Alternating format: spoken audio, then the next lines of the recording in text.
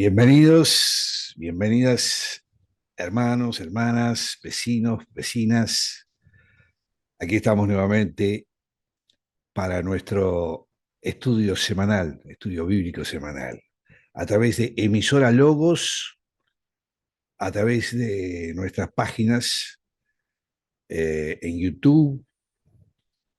Estamos con emisora Logos y en Facebook con emisora Logos y con Misioneros a las Naciones. Dándole la bienvenida y diciéndoles que para nosotros el estudio de la palabra del Señor es el centro de estar en contacto con Él, porque Él nos habla. Le damos la bienvenida a nuestras hermanas Leticia y Pamela. Tenemos ahí un problemita con nuestra hermana Annette, que está con algún problema tecnológico, problemas técnicos, como dice ella. Y bueno, y esperemos que algún otro hermano se sume. Bueno, y dándole las buenas noches entonces también a todos ustedes, le voy a pedir a la hermana Leticia que nos haga una oración para comenzar precisamente el estudio del día de hoy. Amén. Padre amado, Padre bendito, te damos las gracias en esta hora por estar delante de tu presencia, para aprender más de ti, Padre amado. Queremos que tú nos enseñes de tu palabra, de tu boca, Señor, y que seas tú hablando y no Mario, Padre amado, sea tu amor incondicional que nos tienes hablando, Padre amado. Tu resistencia, Señor amado, también a lo malo, Señor, y bueno, que tú estés bendiciendo, abriendo nuestras mentes para recibir tu palabra con amor, con cariño, con todas las palabras lindas que podemos decir, Señor, porque todas esas palabras, amor, cariño, es todo para ti, Señor, y te damos las gracias por todo lo que tú nos das. Bendícenos, Señor, amén. Tu Hijo amado Jesús, amén. Amén, amén. Bueno, hoy vamos a tener un capítulo, digamos, continuando con el capítulo 4 de la epístola de los Hebreos, que realmente es muy interesante. La verdad, este libro, esta carta, a mí me ha significado elementos realmente maravillosos. Toda la palabra del Señor es magnífica, ¿no? Pero en este caso, esta palabra de Hebreos es muy importante y bueno, ustedes lo van a ver. En nuestro estudio del capítulo 4 de la epístola, que vamos a comenzar con el versículo 9, notamos que se está hablando, y ya habíamos hablado en la anterior ocasión, en cuanto al reposo. ¿Recuerdan? Esta palabra se utilizó 8 veces en este capítulo y se mencionaron diferentes clases de reposo, incluyendo el reposo del sábado o el reposo de la creación. Tenemos el reposo de Canaán, que los hijos de Israel no pudieron encontrar en el desierto. Y aquí el escritor nos advirtió a los creyentes que fuéramos cuidadosos y que no nos priváramos de ese reposo. Nos preguntamos cuántos cristianos, ya no seres humanos, sino cristianos, están perdiendo hoy ese reposo e ignoran lo que significa confiar realmente en Cristo y descansar en Él. Cuando comentábamos el versículo 8 en el final del estudio anterior, dijimos que Josué, en la palabra del Antiguo Testamento, o palabra hebrea, significaba Salvador. Jesús es la palabra griega o del Nuevo Testamento que significa también Salvador. Entonces, el versículo, si Josué les hubiera dado el reposo, no hablaría después de otro día. Cuando Josué era anciano, recuerden ustedes, y agobiado por los años, habíamos dicho, aún había mucha tierra por conquistar el pueblo de Israel y no había entrado a disfrutar de todas las bendiciones de Dios. Tenía esas bendiciones que Dios les había reservado para ellos. Josué no podía asegurarlas para los israelitas. Ahora, si nosotros confiamos en Cristo, Cristo nos puede permitir a nosotros entrar en el Canaán del día presente, en el cual obviamente es un fruto de bendición, de satisfacción y de la alegría para nuestra vida. ¿Cuánto necesitamos esta experiencia hoy? ¿Cuánto, no? ¿Y qué es lo que nos impide a muchos disfrutarla cuando no la disfrutamos? Y se acuerdan que habíamos dicho una palabra y la subrayamos en la clase anterior, era la incredulidad. Ya vamos a ver bien de qué se trata el reposo. Lo vamos a tener que entender bien y lo vamos a tener que explicar detalladamente. Les pido a los que están, que le damos la bienvenida también al hermano Fernando, que no tengan temor ni duda, temor no, duda, no tengan duda de cortarme en cualquier momento si hay algo que no entienden. Miren que es muy importante estos versículos. Le voy a pedir a Leticia que me lea el versículo 9, que comienza hoy. Amén. Por tanto, queda un reposo para el pueblo de Dios. Frase concreta. Aquí el autor de esta carta se estaba proyectando hacia el futuro. Queda, dice, un reposo para el pueblo de Dios. Ese es futuro. Cuando todo el pueblo de Dios va a encontrar lo que, ¿qué descanso? El descanso celestial. El cielo será el lugar de profunda satisfacción, de una alegría y de una verdadera bendición. Y le voy a pedir a la hermana Pamela que me lea el versículo 10, que continúa inmediatamente para unir conceptos.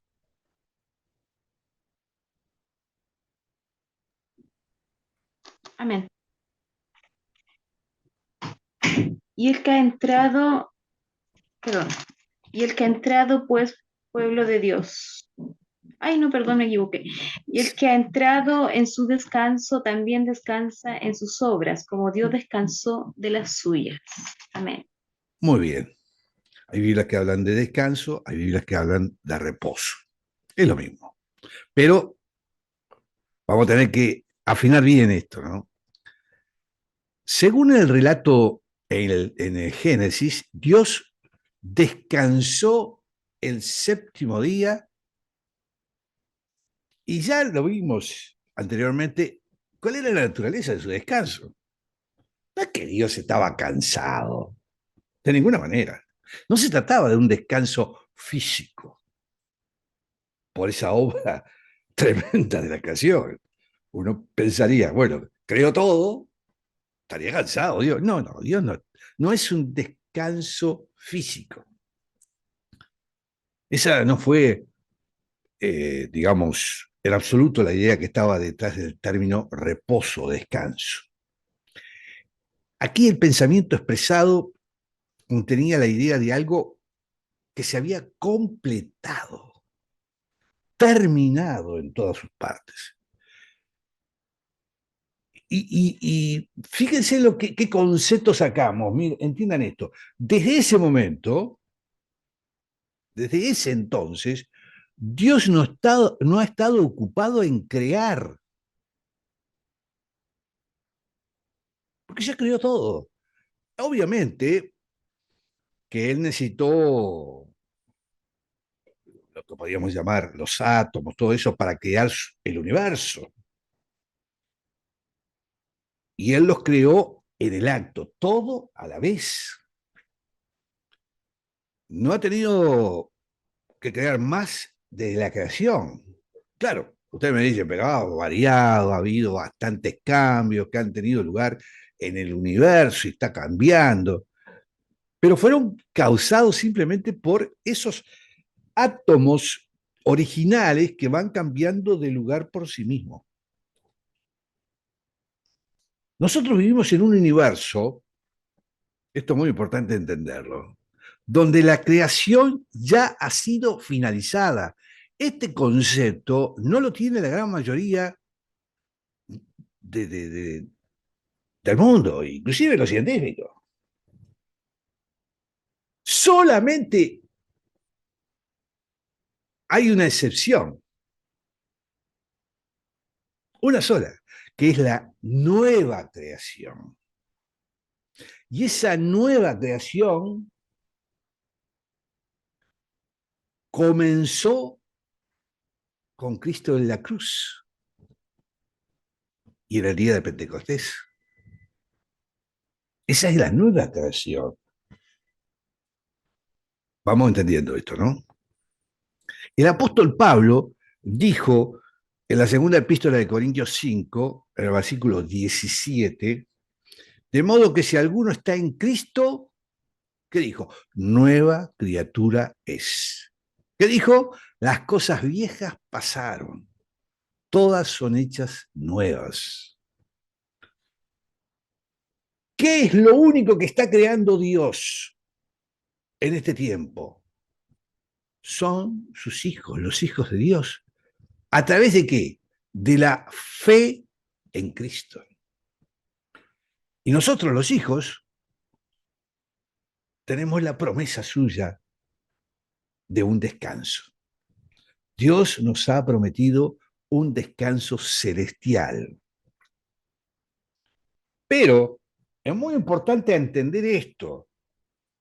Él quiere que ese descanso que vamos a tener en el descanso celestial, ya a partir de este momento lo disfrutemos incluso ahora.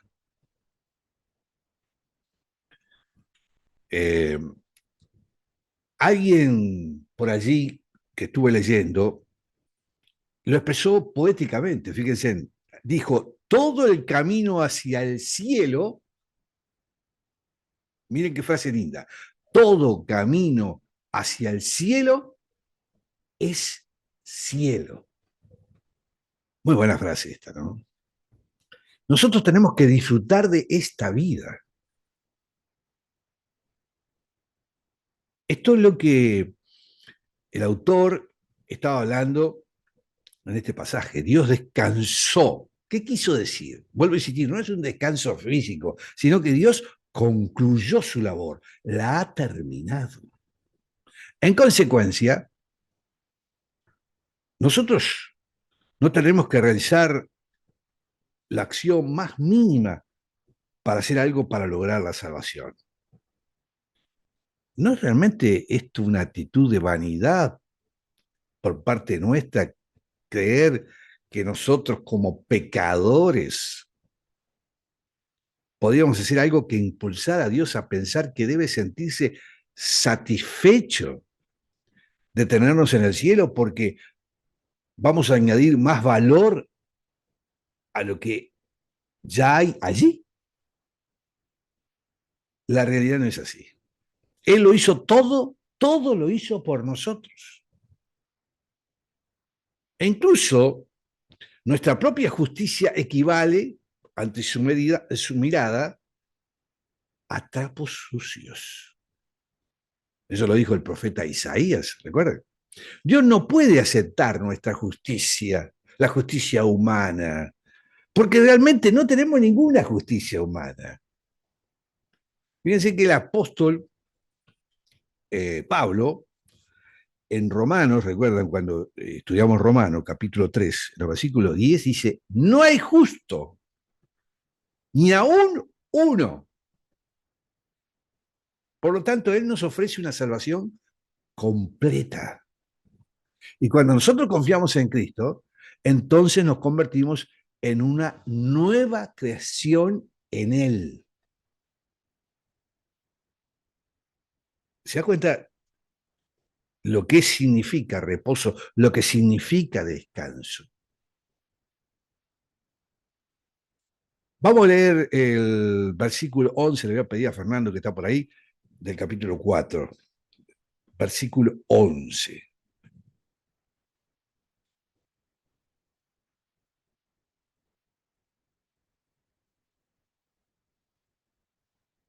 Bueno, no sé si está por ahí.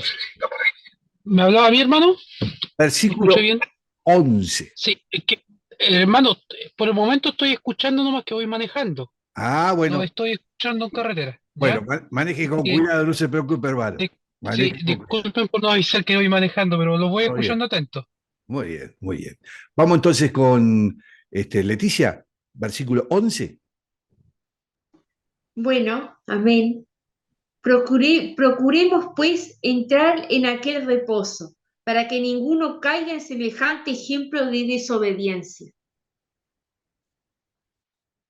Evidentemente, la satisfacción suprema que puede experimentar el Hijo de Dios es que esté viviendo en la esfera de lo que es la voluntad de Dios, llevando a cabo la obra de Dios y confiando. Y ese es el descanso en Él. Ese precisamente es el punto al cual Dios quiere que nosotros lleguemos. Hay un ejemplo. Ustedes recuerdan el ejemplo cuando María de Betania se sentó a los pies de Jesús, mientras Marta, su hermana, obviamente se encontraba atareada en la cocina, rodeada de todos los elementos, en fin. Marta quería servir a Cristo, pero allí vemos que sencillamente ella no sabía qué era el verdadero reposo, hasta que al fin perdió los estribos y entonces se fijó que María estaba simplemente sentada a los pies de Jesús sin hacer nada. Ella ya había realizado su trabajo y como ella, todos necesitamos aprender a encontrar nuestra satisfacción a los pies de Jesús. Esa es la verdadera satisfacción, el verdadero descanso. Hagamos lo que hagamos, que estará bien, no podemos decir que no, pero tenemos que poner cada cosa en su lugar. Por ello, el versículo 11 nos dice, procuremos pues entrar en aquel reposo. Ahora, alguien nos podía preguntar, ¿es necesario que yo trabaje para comenzar a disfrutar del reposo? Es decir, trabajar para entrar al reposo. Evidentemente que sí, ¿no? Así como es necesario luchar para lograr una victoria y después de disfrutar luego la paz, así tenemos que trabajar para que luego podamos descansar. Después de todo, cuando uno ha dedicado un día a trabajar, llega al final del día y se siente satisfecho allí en su casa. Es decir, ¿acaso no se siente satisfacción por lo que hemos logrado en ese día? Necesitamos, evidentemente, compenetrarnos de Dios, aferrarnos a Dios. Y tenemos mecanismos, oración, con fe, y ser usados por Él. El cristiano tiene que trabajar en dirección a esa meta. En el versículo 11, además, recordamos que trabajamos para disfrutar de ese reposo. Y dice, además, para que ninguno caiga en semejante ejemplo de desobediencia. Lo único en el mundo que puede privarnos del reposo es la incredulidad. Lo venimos diciendo, lo venimos subrayando, está en la parte central de estos versículos. Eh, muchos pastores y maestros, al llegar al final de su ministerio y mirar obviamente atrás su historia de largos años de trabajo, aún siguen pidiéndole a Dios que les enseñe a confiar en Él. Y muchos desean haber confiado más en Él. Y yo creo que ahí, no digo que es un error, pero lo que tendrían que hacer es influenciarse por el temor y por la incredulidad. Solamente confiando en Dios, solamente confiando en Él.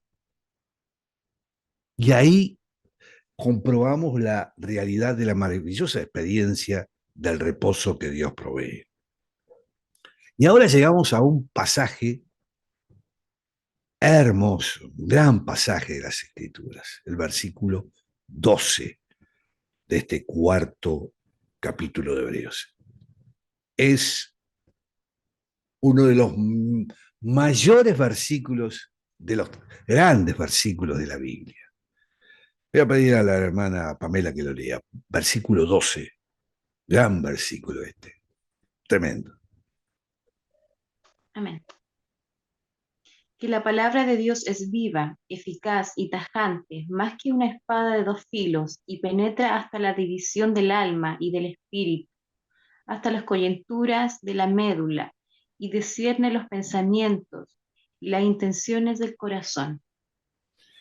Este Amén. versículo nos vamos a detener porque es realmente maravilloso.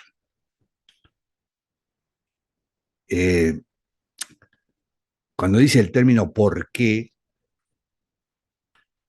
el término por qué es un término muy adecuado para este versículo.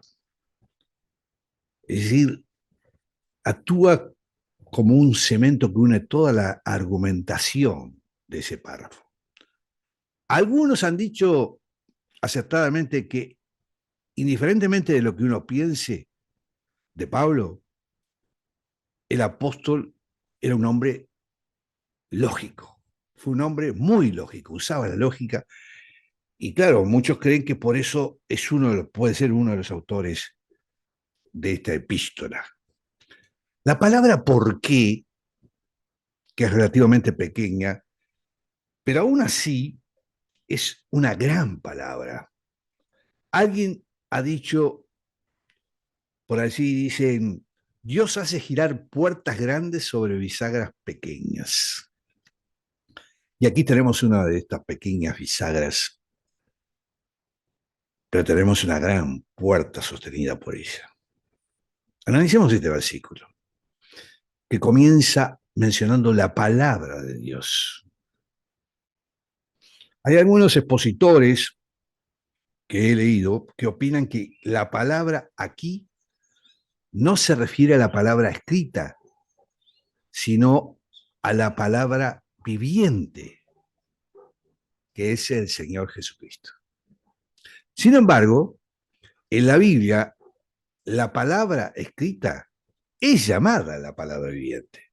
Creemos que aquí la expresión se refiere principalmente a la palabra escrita de Dios. Y como la palabra escrita revela a Cristo, es como un marco que revela al Cristo viviente. La referencia en este versículo 12 podía señalar tanto a la palabra escrita entonces como a la palabra viviente. Además, aquí se añade la palabra de Dios es viva.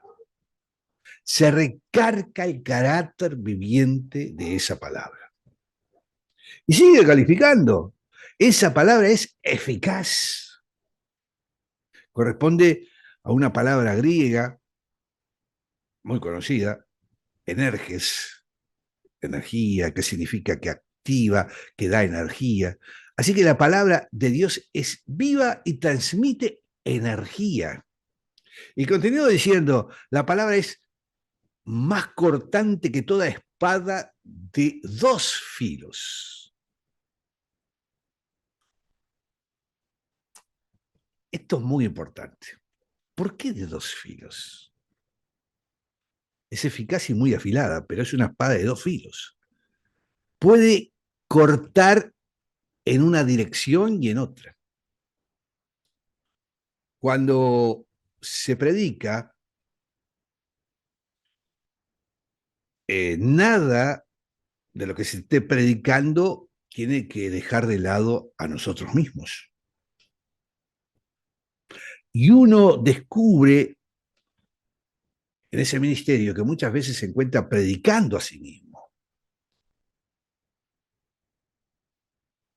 Hoy, capaz que usted, como en estos casos, cuando hacemos un devocional, que lo hacemos solos, lo grabamos, o en fin, no haya ninguna otra persona. Pero esa palabra también es para nosotros mismos. De esa manera se siente también una especie de que no estamos solos. A veces uno está hablando para sí mismo y lo que dice podría aplicarse a muchos, entre luego los que escuchen esa prédica o esa referencia o ese devocional. Porque la palabra de Dios tiene dos filos, corta en ambas direcciones, o sea, hacia el que habla y hacia el que está escuchando. Ese es el doble filo. Mucha gente a veces no entendía esta palabra. ¿Por qué doble filo? Porque la palabra tiene para el que habla y para el que escucha. Y al ser espada de dos filos, penetrará eficazmente.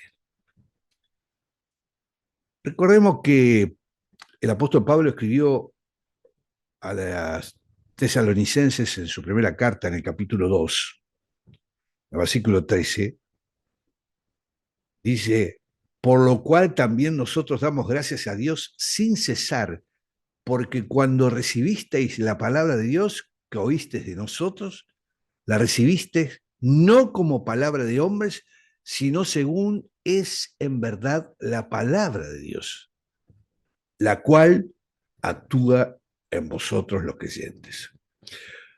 Los tesalonicenses recibieron la palabra de Dios, no simplemente como una palabra normal, corriente, sino que la escucharon como la misma palabra de Dios. Y en su segunda carta a los Corintios, en el capítulo 2, versículo 4, el apóstol dijo, cuando expuso la palabra de Dios, ni mi palabra, ni mi predicación fueron con palabras persuasivas de humana sabiduría, sino con demostración del Espíritu y de poder. Alguien ha dicho, la palabra de Dios lo mantendrá apartado del pecado, o el pecado lo mantendrá apartado de la palabra de Dios. Hay muchos creyentes hoy que no dedican tiempo suficiente al estudio de la palabra de Dios. Es más, no les gusta mucho los estudios bíblicos. Quieren ir al templo, quieren hacer alabanza, quieren orar, quieren escuchar un sermón, pero estudiar la palabra, la mayor disciplina, escuche bien, la mayor disciplina que un predicador o un maestro puede practicar es recorrer toda la Biblia, libro por libro, en una congregación. Y la congregación, estudiar libro por libro la palabra de Dios. Es una disciplina que no sabemos hasta qué punto va a ayudar a la congregación, pero con toda seguridad podemos decir que va a ayudar también al predicador. Yo le confieso que cada día que hacemos este estudio no es solamente para los que lo escuchan, sino es para mí también. Aprendo, encuentro mis errores, es esa espada de dos filos que es tan cortante y penetra al que escucha y al que habla. Y fíjense en ustedes que dice, y este es un tema muy importante que vamos a tratar de entenderlo. Si no lo entienden, hermanos, por alguna razón, pregunten, paren, paramos, miramos. Dice, y penetra hasta partir el alma y el espíritu. Es un tema muy discutido muchas veces por mucha gente, no sé por qué, pero evidentemente el espíritu y el alma solamente puede ser dividido por la palabra de Dios. Nosotros no lo podemos hacer. Cuando uno comienza a hablar sobre la parte del alma del ser humano, ¿no? Y de cómo Dios nos ha dado el Espíritu Santo, de pronto nos ha dado algo para descubrir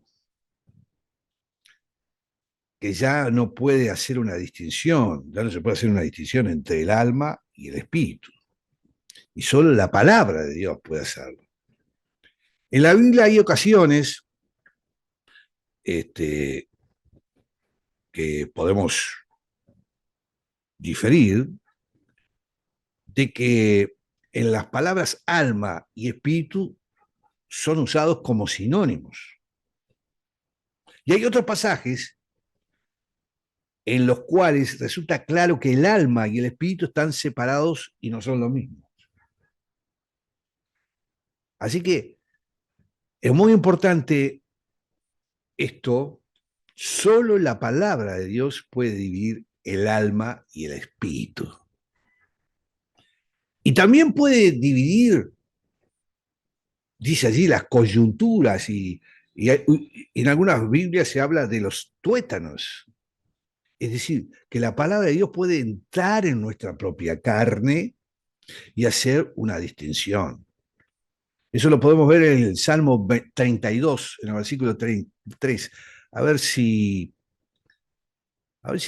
Leticia me encuentra allí el Salmo 32, versículo 3, para ver esto, ¿no?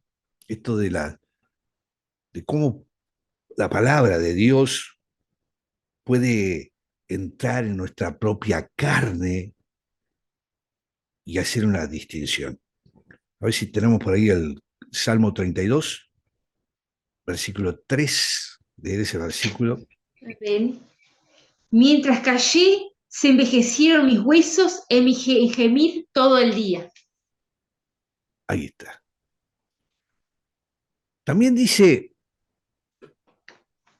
y discierne los pensamientos y las intenciones del corazón.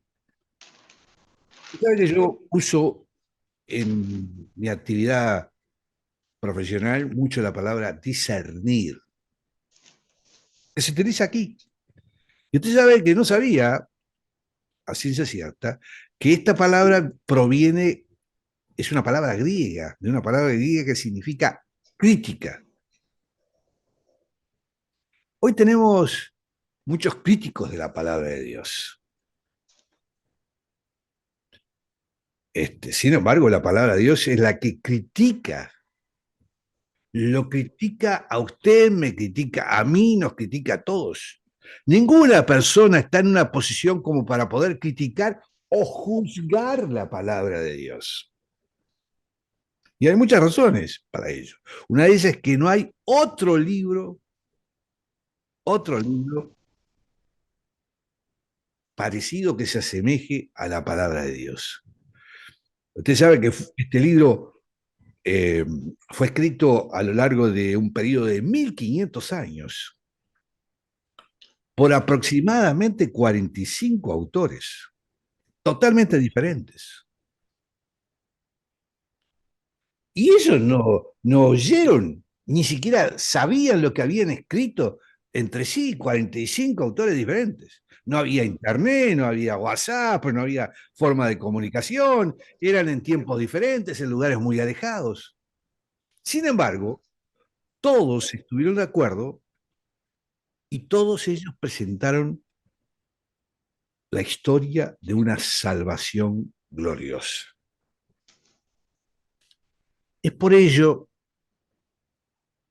que decimos,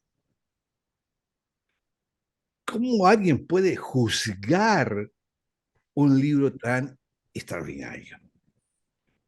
Ninguna persona puede colocarse en el papel de juez frente a la Biblia. Nadie sabe lo suficiente como para asumir esa función frente a este libro. Pero este libro sí ocupa frente a nosotros el papel de juez. Es el pecado lo que mantiene alejado hoy a las personas de Cristo.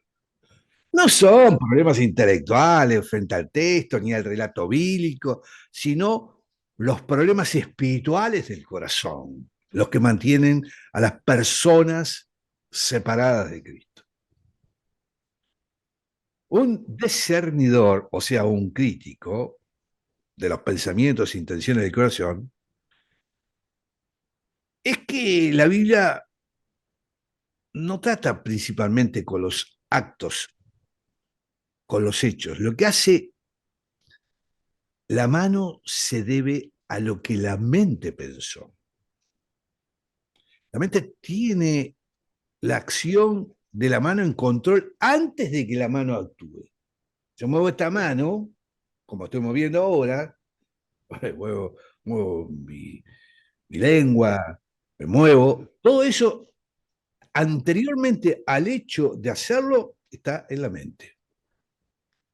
En consecuencia, la palabra de Dios penetra en las profundidades del ser humano y trata con el corazón.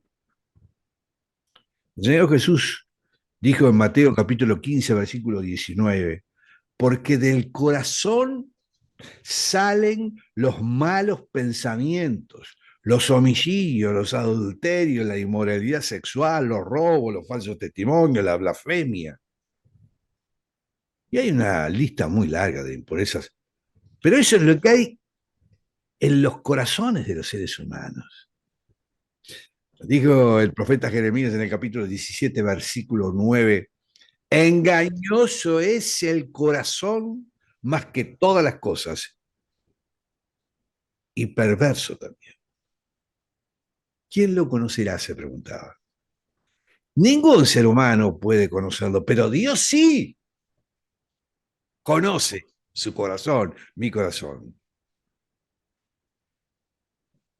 La palabra de Dios desciende y trata con las vivencias más íntimas y ocultas de nuestros corazones. Desciende hasta la vida real, justamente al lugar en que nosotros actuamos y vivimos en nuestra verdadera existencia. Leamos finalmente el versículo 13, Pamela, versículo 13.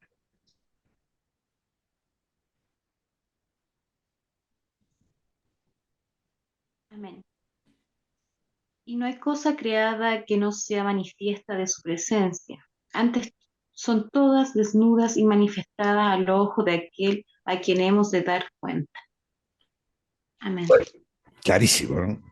Nosotros no podemos ocultar nada ante Dios. Entendamos esto, nada.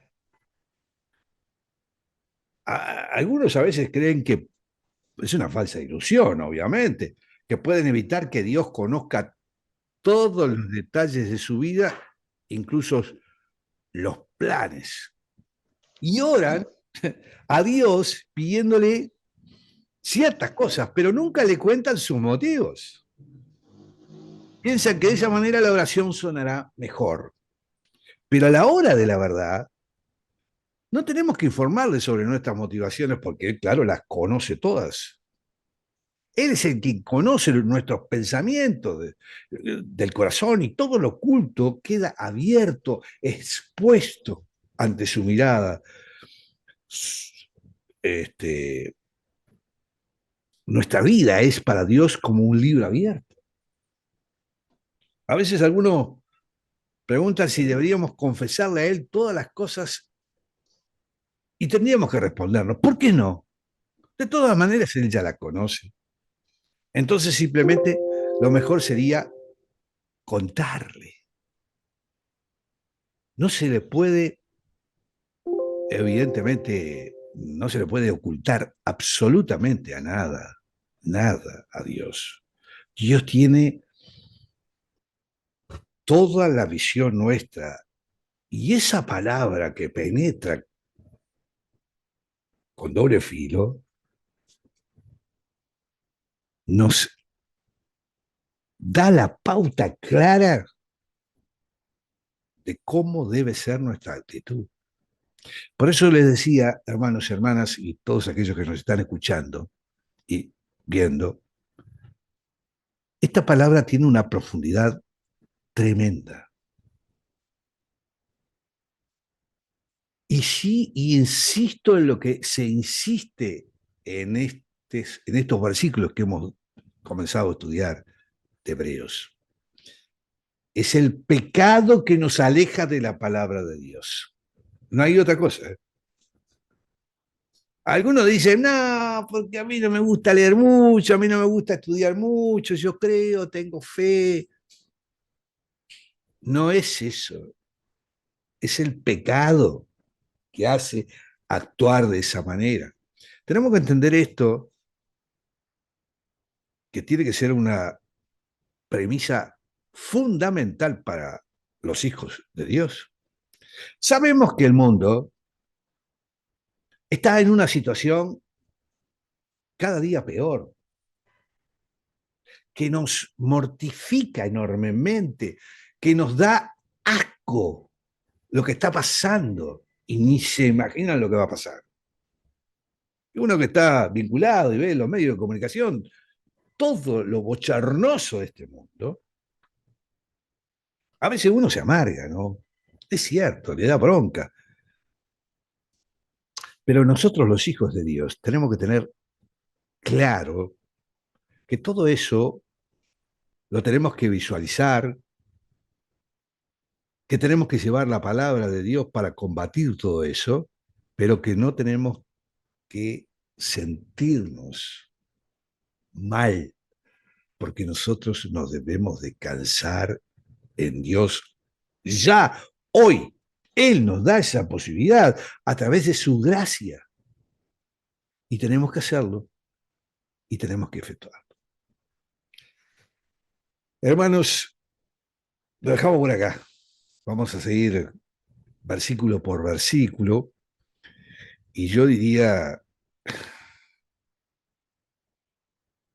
cada día más este libro de Hebreos nos enseña de una manera, no sé si ustedes perciben las diferencias que hemos tenido en los estudios últimos que hemos realizado. Hechos romanos y ahora hebreos. Hay, evidentemente, diferentes intenciones del escritor, pero todo está centralizado en lo que significa Dios para nosotros a través de la fe en Cristo. Bueno, dejo para el momento para las preguntas que puedan tener, alguna reflexión que quieran hacer, algo que no llegaron a entender, aunque ha sido bastante claro este capítulo, ¿no? Muy concreto, es muy crítico para cada uno de nosotros. Tenemos que asumir esa realidad, pero a su vez tenemos que estar alegres y descansarnos en Cristo ante toda esta magnitud de este mundo tremendo, que cada día a veces oprime más y cada día va a ser peor. Eso vayamos sabiéndolo. Pero nosotros tenemos que sentirnos gozosos y acá está la palabra que nos describe claramente por qué tenemos que ser así. Bueno, los escucho con mucho gusto.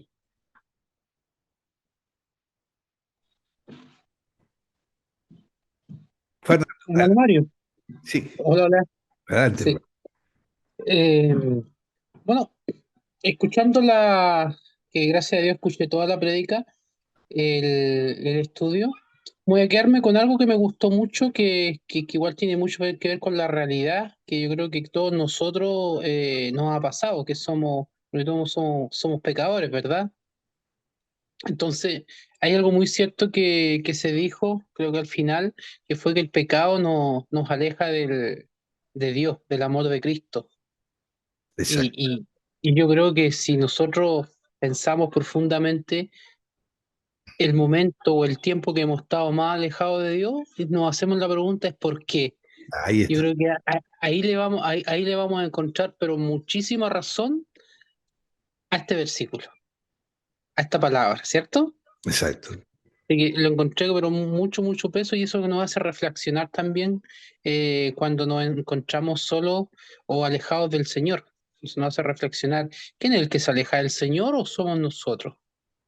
El Señor no nos aleja, somos nosotros los que nos alejamos del Señor, ¿verdad? A través del pecado, a través de dejamos de orar, hacemos cosas que a Dios no le gustan, que, que van en contra de la palabra del Señor. Entonces, todas esas cosas nos empiezan a alejar. Así que me voy a quedar con eso, obviamente con todo lo que se menciona en el estudio, pero voy a detenerme en ese punto. Así que esa es mi pequeña intervención, hermano Mario. Gracias, Fernando.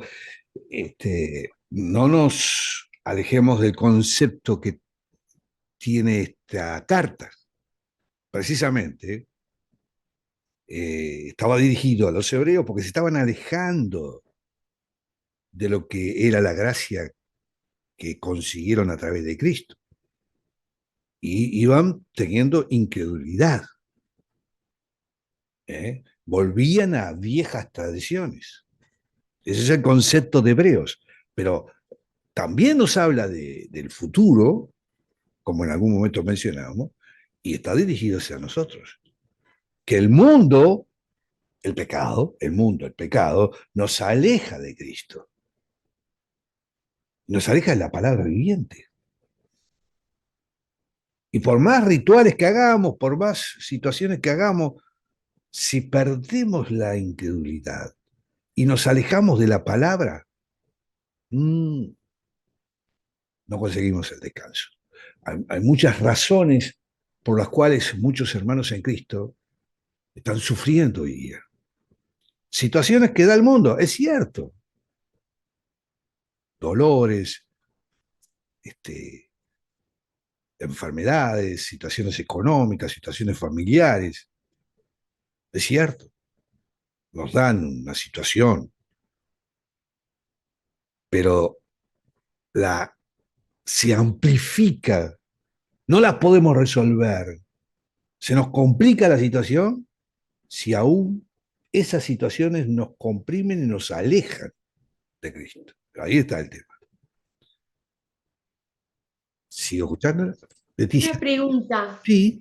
El de leer la Biblia nos acerca a Dios y también cómo podemos hacer a través de ella para ser mejores, ¿no? Bueno, estamos hablando de la palabra viviente precisamente. Cuando nosotros leemos la Biblia, no solamente la leemos, sino también la tratamos de, como se dice, escudriñar, entender, estudiar entre hermanos, consultando, buscando contextos, lo que sea. Estamos con la palabra directa de Dios. No hay cosa más maravillosa que esa. También la Biblia la podemos entender a través, obviamente, de los sermones, de las prédicas, las alabanzas, pero el estudio es una palabra máxima, porque allí nosotros nos compenetramos para entender profundamente lo que Dios nos está diciendo. Cuando vamos a un sermón, es el pastor o el hermano, el maestro que habla, obviamente, y que nos dice cosas de la palabra, como en este momento lo estamos haciendo. Y es importante, pero cuando nosotros tomamos el texto, como hemos hecho en estos versículos, que estamos analizando letra por letra casi, a esta altura, palabra por palabra, estamos escuchando a Dios que nos habla. Obviamente que puede haber interpretaciones, por algo somos seres humanos, podemos equivocarnos. Ahora, como dice el estudio de hoy, es muy difícil juzgar.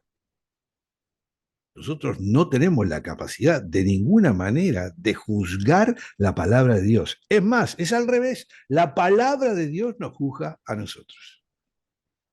Entonces, el estudio de la palabra de Dios es fundamental. El estudio de los evangelios. ¿Qué hacía Jesucristo? ¿Qué hacía Pablo? Pongámonos a analizar esa parte. Hacía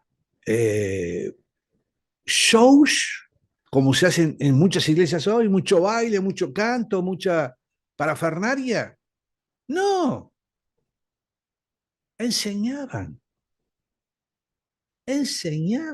hablaban y enseñaban el Evangelio. Esa es la médula central. Lamentablemente hoy se está perdiendo y se hace todo un entorno en muchas congregaciones y la enseñanza de la palabra queda muy limitada. Cuando tendría que ser al revés, lo demás es accesorio. El centro es la palabra directa. Directa. Porque en este caso yo estoy aprendiendo con ustedes y cada vez que escucho los versículos o leo los versículos y los profundizamos, voy descubriendo cosas que hasta ese momento no había visto. Porque tenemos una capacidad mental no muy desarrollada y la palabra de Dios tiene una dimensión tremenda. Fíjense en ustedes que debe ser el caso único, no hay otro caso en el mundo que seres humanos estudien profundamente un libro que cuenta una historia real de miles y miles de años. Nadie se pone a leer el Quijote de la Mancha o los mismos filósofos romanos, griegos, yo que sé, que escribieron libros o que llegaron obras. Nadie se pone a analizar profundamente esos escritos, esos libros. Se leerá, se estudiará, se hará un análisis literario, hasta por ahí nomás.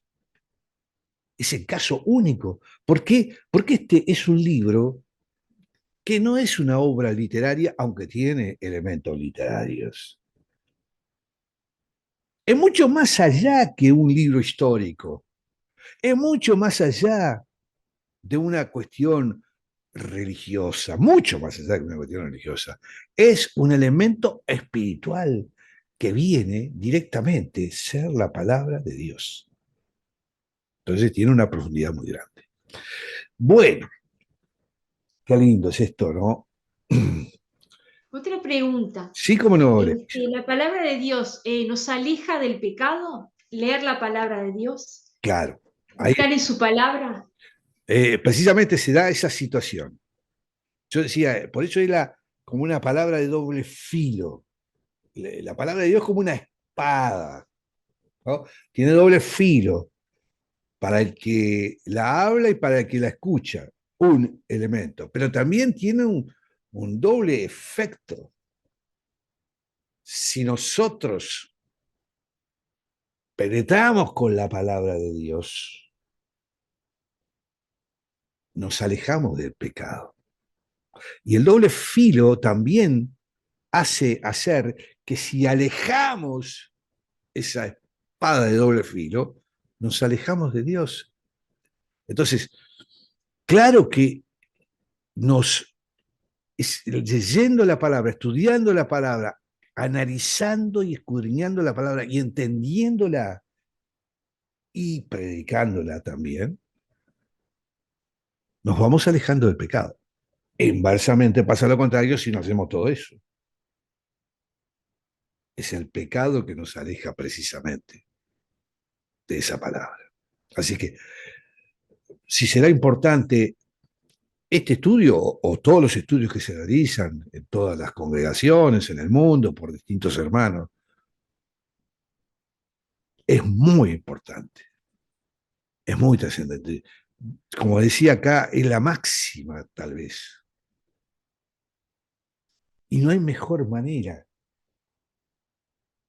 que adorar a Dios y a Cristo. Ahí se ponía el ejemplo de Marta y María. No hay mejor manera de adorar a Cristo que escuchándolo, poniéndolo allí como hizo allí en Betania, a sus pies, escuchando su palabra, todas las veces que sea necesario. Y no tenemos que ser egoístas, obviamente. Tenemos que ser transmisores, como lo hicieron los que escribieron los evangelios, los apóstoles, los profetas. Así tenemos que hacerlo nosotros. Bueno, hermanos, vamos a cerrar nuestros ojos, vamos a hacer una oración para cerrar este estudio del día de hoy, ¿no? Agradeciendo especialmente a nuestro Señor Jesucristo por esta bendición. Él nos ha dado con su gracia la posibilidad de recibir este descanso, este reposo de Dios. No lo merecemos, pero Él, con su misericordia, nos los ha dado y lo debemos recibir y agradecer. Y esa espada tiene que penetrar profundamente en nosotros. Tenemos que ser conscientes, como dice la palabra, Señor, de que tú nos regalas ese descanso maravilloso, que tú nos regalas ya el cielo aquí hoy día, porque es tu reino que ya se está manifestando. Y esperamos ansiosamente, Señor, tu presencia para ir contigo al reposo celestial. Esperamos a veces con ansiedad, con alegría, entre este mundo de perversión. Tú eres lo único, Señor, para la salvación nuestra. Y oramos, Señor, para que este regalo maravilloso que tú nos has dado pueda llegar también a aquellos que todavía no han comprendido todo lo maravilloso que nos has dado.